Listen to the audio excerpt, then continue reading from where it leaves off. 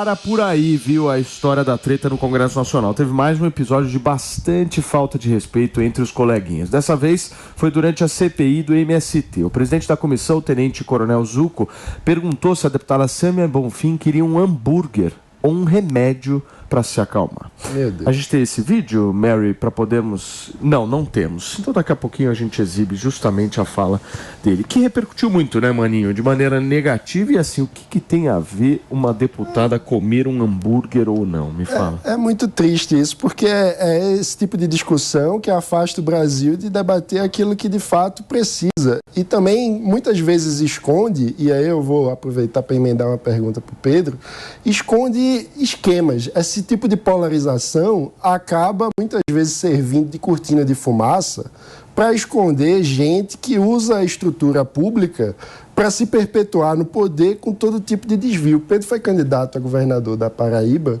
e enfrentou no segundo turno uma máquina gigantesca. Eu queria que ele comentasse um pouco desse desafio, porque muita gente de fora do Nordeste olha para o Nordeste e diz: não, é todo mundo petista, não sei o quê, e Pedro é uma prova de que não é verdade, né? É um cara que nunca foi petista, não é um cara de esquerda, enfrentou a máquina e teve desafios.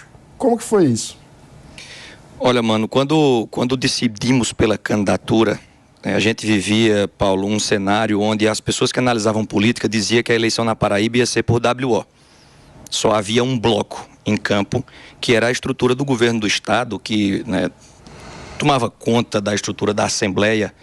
E vale mencionar, Jota, que a Assembleia no Estado da Paraíba, falei muito isso na campanha, tem um orçamento que é maior do que o orçamento da nossa universidade estadual. Então, para 36 deputados estaduais na Paraíba, a gente tem mais recurso público do que mais de 20 mil pessoas, que é toda a comunidade acadêmica, né, da estrutura estadual de ensino superior do nosso estado. E isso, claro, que fortalece uma manutenção de poder. O orçamento da Câmara dos Deputados é de mais de 7 bilhões de reais. A gente vive num país dos privilegiados. Agora teve um bloqueio do orçamento público. As áreas mais afetadas foram educação e saúde. Com o Bolsonaro era do mesmo jeito, mano. Isso por conta desse modelo, dessa estrutura, dessa forma de fazer as coisas. E na Paraíba, toda essa estrutura, sim, fortalece, né, a sequência de um governo. Quando eu disse que era candidato, a primeira pesquisa a gente tinha um pouco menos de 9%. Pessoas menosprezaram a nossa caminhada e a gente foi com muita determinação, pé no chão, passando a mensagem, falando sobre esses temas. E a população está muito atenta, não aguenta mais, a população quer algo diferente. E a gente criticava esse modelo, fomos crescendo, chegamos ao segundo turno, né, tivemos uma votação na Grande João Pessoa significativa, em Campina Grande, infelizmente essa estrutura prevaleceu. Então, a gente percebe, para concluir, que essa estrutura tem peso sim, né, mas que existe um espaço, faltou pouco para a gente ter a oportunidade. A gente tem o vídeo do hambúrguer, vamos rodar? Bora rodar esse vídeo. Não, minha senhora, não, a senhora pode também, daqui a pouco, tomar qualquer atitude, ficar mais calma. A senhora respeite. A senhora está nervosa, deputada? Quer um remédio? Ou quer um hambúrguer? Olha, presidente, não é verdade que o senhor nunca foi indecoroso ou nunca foi desrespeitoso comigo e com as demais parlamentares dessa comissão. E isso não sou eu que afirmo, mas é a Procuradoria-Geral da República, que nesse momento tem um inquérito aberto para apurar a conduta de Vossa Excelência e também do relator dessa Edil CPI a respeito das interrupções, agressões, que são configuradas como violência política de gênero, que felizmente nós parlamentares conquistamos como lei na última legislatura. Quando você vai debater com a esquerda, quando se usa esse tipo de argumento, você perde completamente o debate, né? E o mais porque você não está fazendo política, na verdade, né? Você está perdendo um tempo tão precioso ali para você atacar, na verdade, para você ir para cima com o pé na boca da pessoa. Então é isso que atrapalha na política brasileira, sabe? Ao invés de você ter uma conduta e uma ética e ir lá realmente ser pragmático e definir a situação, não, você fica falando para a deputada se ela quer hambúrguer, se ela quer, sabe, enfim, se ela quer remédio, sabe? Isso não precisa, sabe? É umas histórias que não têm absolutamente nenhuma relevância. Para que você vai agir dessa forma, principalmente dentro de um congresso, sabe? É muito complicado isso. Turbina totalmente o discurso que a esquerda quer bater.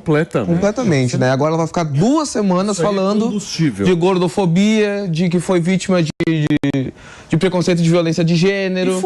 E foi, de fato.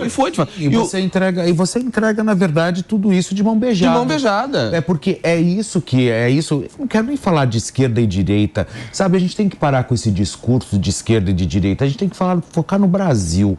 Eu acho que nem Lula, nem Bolsonaro aguenta mais também tanto extremismo, sabe, no país. Eu acho que a gente precisa focar realmente, eu acho que numa pátria um pouco mais concisa, que a gente consiga realmente ir buscar outras histórias, analisar muito bem quem a gente vai colocar lá dentro, justamente pra gente não ficar ouvindo esse tipo de barbaridade. Eu acho que a gente tá precisando de Felipe Campos na presidência da Eu quero, sabe o que, na verdade? O que eu preciso é ir morar em João Pessoa.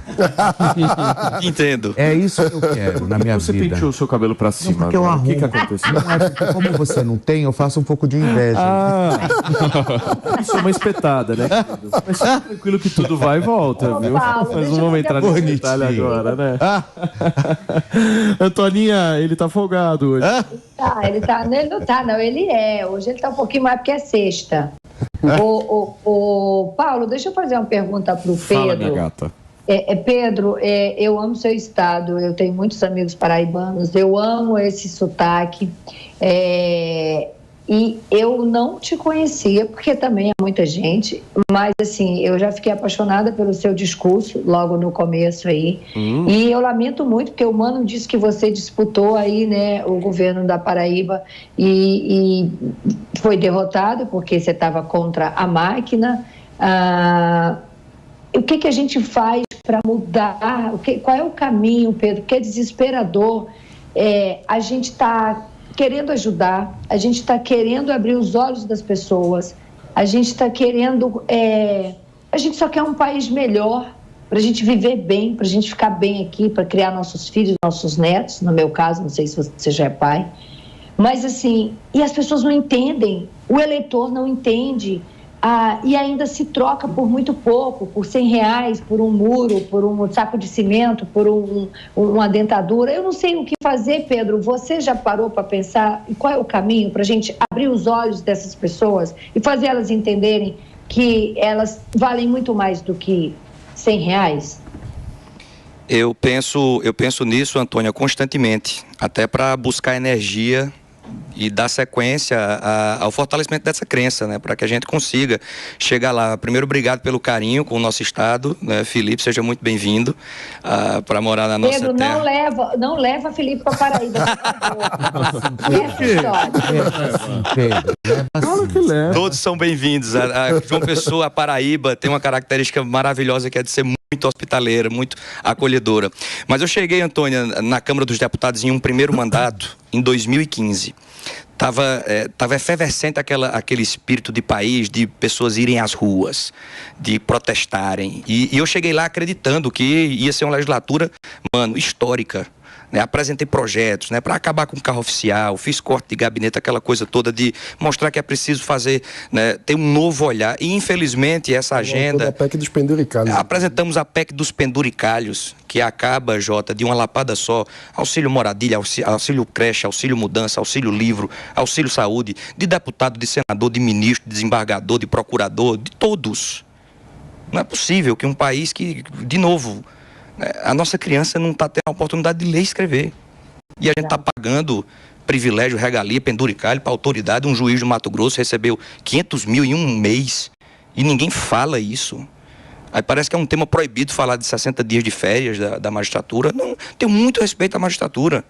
Mas está na hora da gente rever o país que a gente habita. Está errado, a gente vê isso escancarado. Agora, Antônia, qual é a dificuldade? E aí eu volto à história do hambúrguer. O que é que dá like? O que é que as pessoas compartilham? O que é que as pessoas curtem quando você faz... É esse debate. superficial, é a frase de efeito. E o que, na verdade, hoje em dia, o que a gente pode perceber é que essa turma toda, eles focam no canal deles do YouTube, né? Porque monetiza, enfim, dá uma grana, e eles fazem do Brasil uma grande bandalheira.